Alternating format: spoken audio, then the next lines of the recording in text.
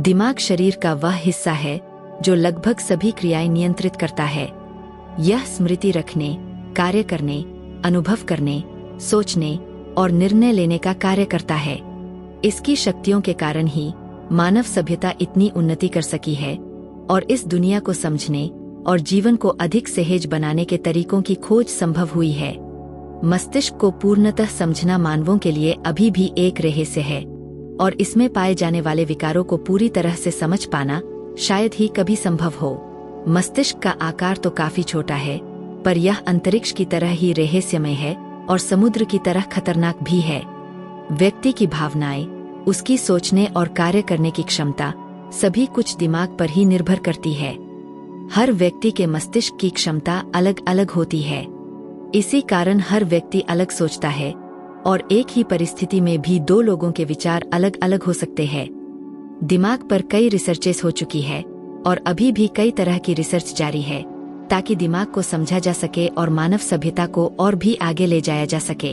अगर कोई व्यक्ति किसी दूसरे व्यक्ति से ज्यादा सफल है तो उसके पीछे उसका मस्तिष्क ही होता है और हर सफल व्यक्ति की कहानी में यही सामान्यतः दिखता है कि वे अपने मस्तिष्क को नियंत्रित करने के बाद ही सफल हुए हैं। पर आखिर यह मस्तिष्क को नियंत्रित करना या दिमाग लगाकर काम करने का अर्थ क्या है? दोस्तों, आइए सबसे पहले जानते हैं कि कॉन्शियस माइंड और सबकॉन्शियस माइंड क्या होता है। हमारे मन की दो अवस्थाएं होती है, पहली चेतन मन की अवस्था और दूसरी अवचेतन मन की अवस्था।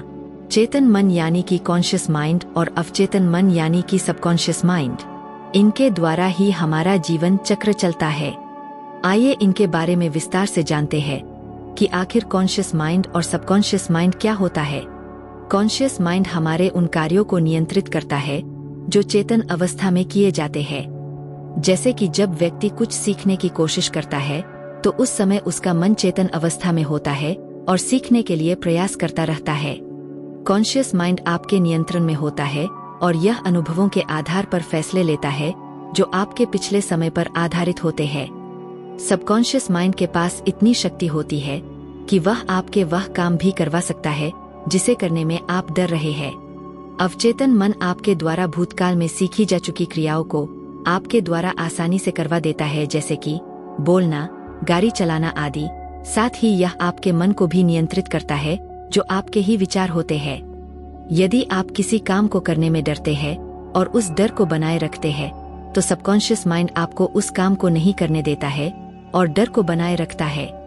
लेकिन यदि आप सबकॉन्शियस माइंड को समझा देते हैं तो आप उस काम को कर सकते हैं, तो आप जरूर ही उस कार्य को कर गुजरते हैं। सबकॉन्शियस माइंड आपको गुमराह करने की कोशिश करता है क्योंकि इसका कार्य है आपको समस्याओं से बचाना, लेकिन परिवर्तन के बिना आपका सफल होना संभव नहीं है।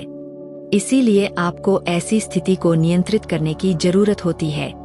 दोस्तों, आइए जानते हैं अवचेतन मन को नियंत्रित करने के तरीके क्या है। सबकॉन्शियस माइंड के काम करने का तरीका।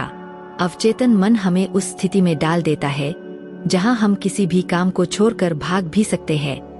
लेकिन यदि आपका सबकॉन्शियस माइंड सकारात्मक है तो आप ऐसा नहीं करेंगे। सबकॉन्शियस माइंड के द्वारा आप वह सब पा सकते हैं जिसकी आप चाह रखते हैं और पर न जाने क्यों कर नहीं पाते हैं। इसे हम एक उदाहरण से समझते हैं। एक सिंगर स्टेज पर जाने से पहले घबरा जाता है क्योंकि वह पहले भी स्टेज पर गाने के कारण शर्मिंदगी महसूस कर चुका है। अब ऐसे में यदि वह अपने अवचेतन मन को समझाए कि पहली बार हुई हार के कारण शर्मिंदा होने की आवश्यकता नहीं है, बल्कि इस बार और बेहतर परफॉर्म करने की जरूरत है, तो वह पुनः स्टेज पर जा सकेगा। अन्यथा वह अगली बार कभी स्टेज पर जाने की हिम्मत नहीं कर पाएगा। सबकॉन्शियस माइंड आपसे कॉन्शियस माइंड की तरह प्रश्न नहीं करता है, वह सीधे आप पर अपने निर्णय थोपता है। इसी के कारण वह आपको कुछ परिस्थितियों में डर महसूस करवा सकता है। सबकॉन्शियस माइंड केवल नकारात्मक पहलुओं पर काम नहीं करता है। यदि आप सबकॉन्शियस माइंड को समझ गए और उसके काम करने के पैटर्न को बदलने में सक्षम रहे तो आपको सफल होने से कोई नहीं रोक सकता है। तो चलिए जानते हैं कि अवचेतन मन का उपयोग कैसे करें। सबकॉन्शियस माइंड को चुटकी बजाकर अपने वश में कर पाना संभव नहीं है। इसके लिए आपको प्रयास करते रहना पड़ेगा। आप आगे बताए हुए उपायों को अपनाकर इसे धीरे धीरे अपने तरीके से इस्तेमाल कर सकते हैं। 1. मेडिटेशन। यदि आप मेडिटेशन करेंगे तो आपके सबकॉन्शियस माइंड में अच्छे विचार प्रवेश करेंगे और वह मजबूत होगा, जिसका लाभ आपको जरूर मिलेगा। यदि आप ध्यान करते हैं तो आपके मस्तिष्क का हर भाग उसे पसंद करता है और आपके सोचने समझने का तरीका भी परिवर्तित हो जाता है और आप अनुभव करते हैं कि पहले की तुलना में आप ज्यादा अच्छा महसूस कर रहे हैं। 2 दिन का प्रारंभ सकारात्मक विचारों के साथ ही करें।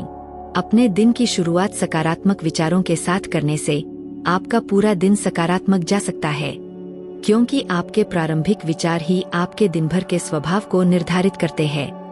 यदि सुबह की शुरुआत आप बुरे और नकारात्मक विचारों के साथ करेंगे तो पूरा दिन आपका दिमाग आपको बुरे विचार ही परोसता रहेगा, जिससे कि आप अपने लक्ष्यों को कभी नहीं पा सकेंगे।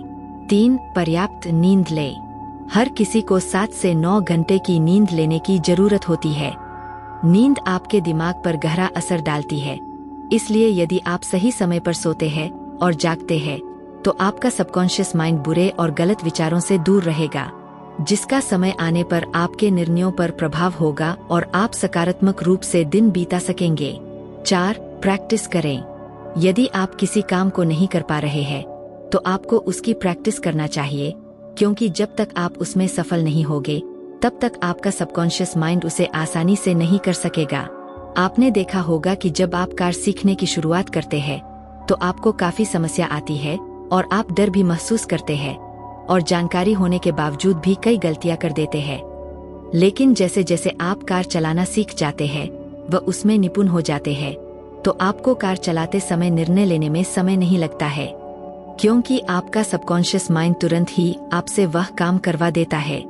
पर ड्राइविंग पूरी तरह से सबकॉन्शियस माइंड का काम नहीं हो सकता है, क्योंकि ड्राइविंग के समय कभी भी अप्रत्यक्ष स्थिति आ सकती है। दोस्तों, इन तरीकों से करें अपने अवचेतन मन का उपयोग। आशा करते हैं आपको आज की ये वीडियो पसंद आई होगी। ऐसे ही और वीडियो के लिए वीडियो को लाइक करके चैनल को सब्सक्राइब कर लीजिए।